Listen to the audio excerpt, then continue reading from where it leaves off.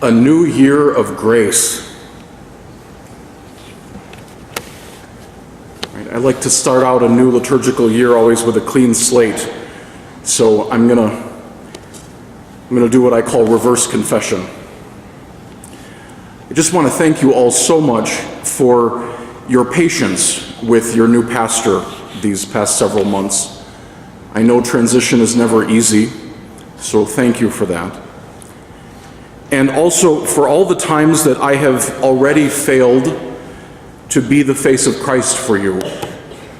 I want to tell you that I am deeply, deeply sorry. So please forgive me.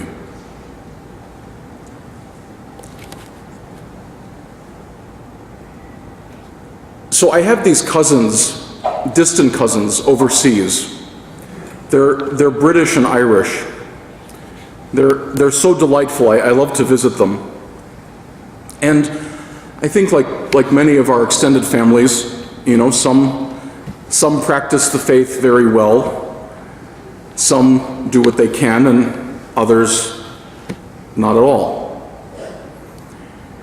But it's good for me, I think, to visit them because I often get to hear what I do not usually hear.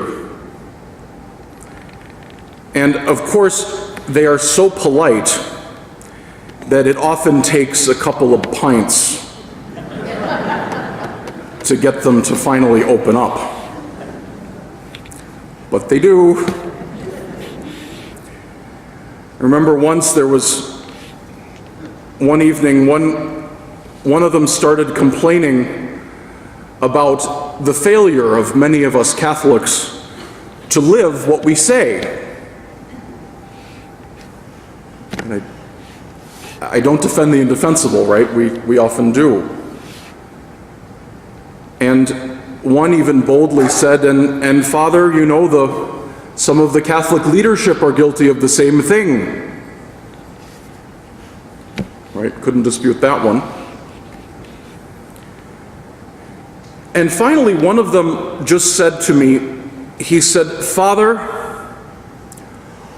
I thought Jesus was all about unconditional love. Nothing but unconditional love. Isn't that who he is?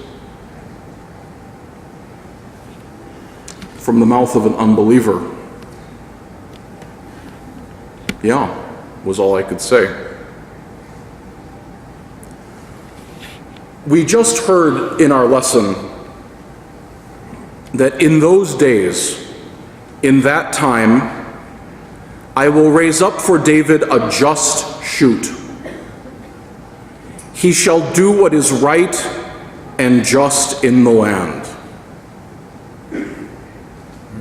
A do-gooder. Now, of course, right, we all know, of course, Christ is God. And of course he is the Savior of you, of me, and of the human race. Right? But today, let's just focus on one simple truth about him that I must admit I can often forget. He shall do, he does, he did what is right and just in the land. He was a good man who did good to all. Brothers and sisters, let's do that.